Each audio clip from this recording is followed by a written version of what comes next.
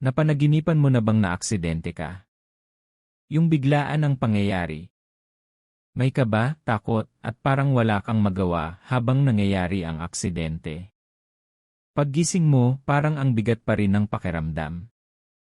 Pero ano nga ba talaga ang ibig sabihin nito? Unang kahulugan, fear of losing control. Sa totoo lang, ang aksidente sa panaginip ay madalas simbolo ng kawalan ng kontrol sa isang sitwasyon.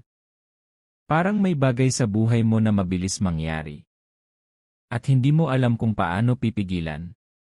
Pwedeng sa relasyon, trabaho, pera, o personal na problema. Ikalawa, stress at anxiety. Kung sobrang intense ng aksidente sa panaginip mo, maaaring overloaded ka na sa stress at pressure. Parang lagi kang nag-aalala na may masamang mangyari. Ikatlo, babala ng isip mo. Minsan, ang ganitong panaginip ay parang warning ng subconscious mind mo. Hindi literal na may aksidenteng mangyayari, kundi paalala na maging maingat sa mga desisyon at kilos mo. Ika-apat, bigla ang pagbabago sa buhay. Ang aksidente ay unexpected. Kaya maaari rin itong simbolo ng sudden changes o problems na hindi mo inaasahan sa totoong buhay. Ikalima, depende sa nangyari sa panaginip. Importante ang detalye.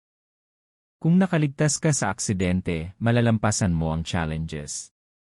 Kung ibang tao ang naaksidente, may concern ka para sa taong iyon.